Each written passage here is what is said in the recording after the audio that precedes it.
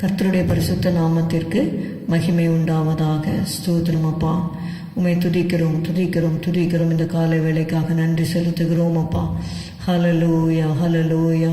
எங்களுடைய ஆவி ஆத்மா சரீரத்தை படைக்கிறோம். உம்முடைய இரத்தத்தால் எங்களை கழுவும் ஆண்டவரே. Thank you Jesus, thank you Jesus, thank you Jesus. ஸ்தோத்திரம் அப்பா. என்னை விசாரிப்பவர், என் பாரங்கள் சுமக்கின்றவர். என்னை விசாரிப்பவர், என் பாரங்கள் சுமக்கின்றவர். என்னை கைவிடாதவர், இயேசு என்னோடு உண்டு.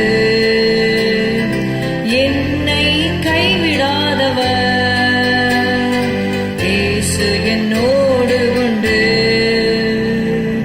பரீட்சை இந்த தேவன் அனுமதித்தார், பரிகாரம் அதற்காய் செய்து முடித்தார். பரீட்சை இந்த தேவன் அனுமதித்தார், பரிகாரம் அதற்காய் செய்து முடித்தார். ஏனென்று கேட்பதில்லை நான், எந்த நன்மைக்கென்று அறிந்திடுவேன்.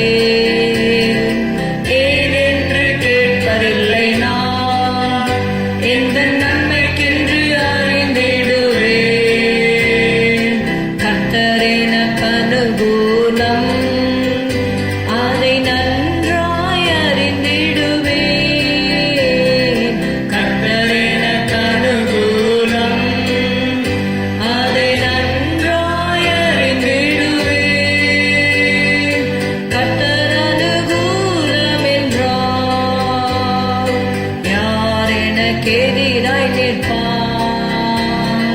கர்த்தர் அனுகூலம் என்றால் யார் எனக்கு எதிராய் நிற்பார்? பரீட்சை இந்த தேவன் அனுமதித்தார், பரிகாரம் அதற்காய் செய்து முடித்தார். பரீட்சை இந்த தேவன் அனுமதித்தார், பரிகாரம் அதற்காய் செய்து முடித்தார். ஏனென்று கேட்பதில்லை நான், எந்த நன்மைக்கென்று அறிந்திடுவேன். ஏனென்று கேட்பதில்லை நான், எந்த நன்மைக்கென்று அறிந்திடுவேன். என்னை விசாரிப்பவர், என் பாரங்கள் சுமக்கின்றவர்.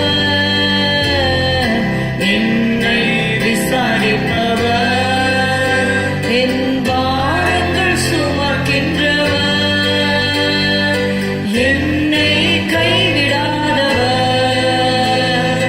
இயேசு என்னோடு உண்டு. என்னை கைவிடாதவர்,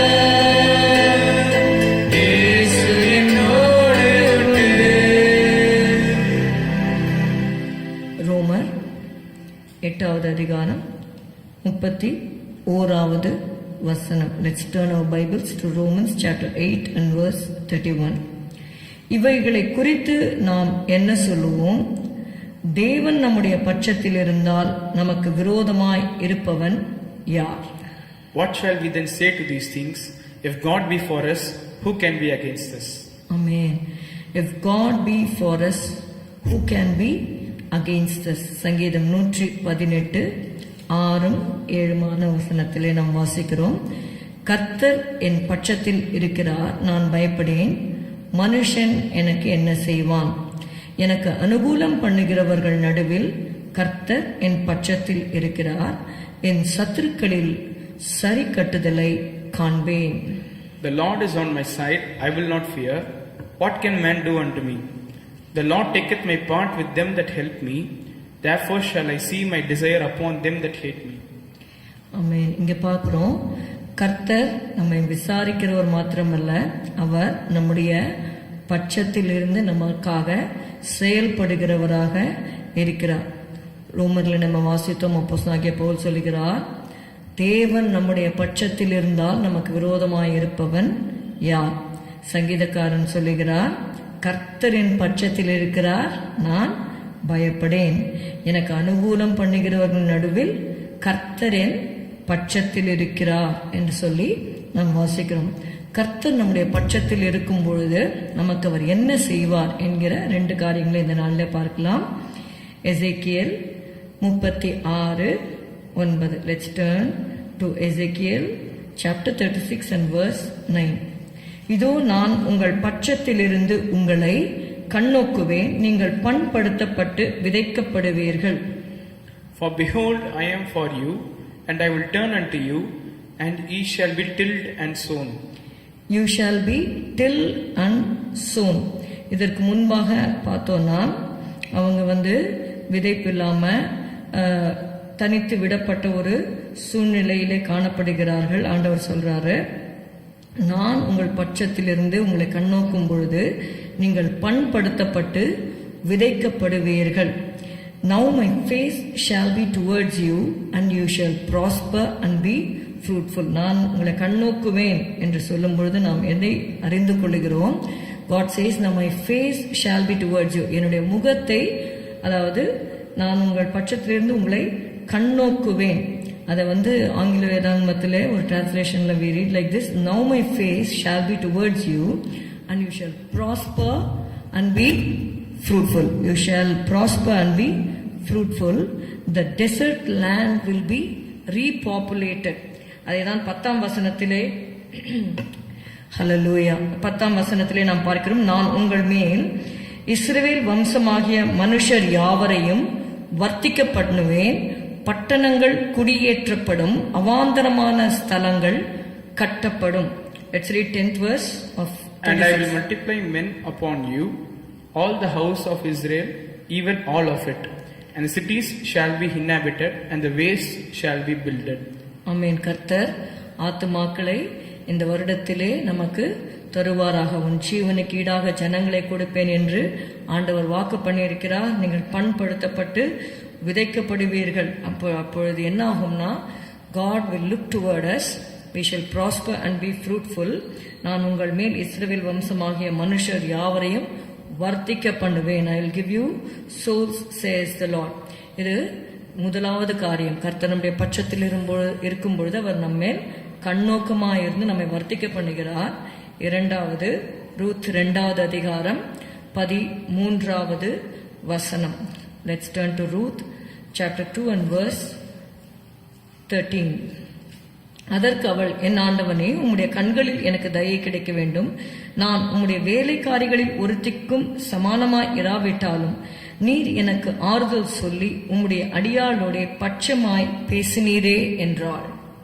Then she said, let me find favor in thy sight, my Lord, for that thou hast comforted me, and for that thou hast spoken friendly unto thine handmaid, though I be not like unto one of thine handmaidens. Amen. இரண்டாவதாக தேவன் செய்கிற காரியம், Boaz, he is compared to the Lord Jesus Christ.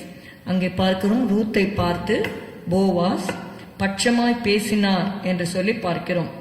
நீர் எனக்கு ஆறுதல் சொல்லி உம்முடைய அடியாளோடே பட்சமாய் பேசினீரே.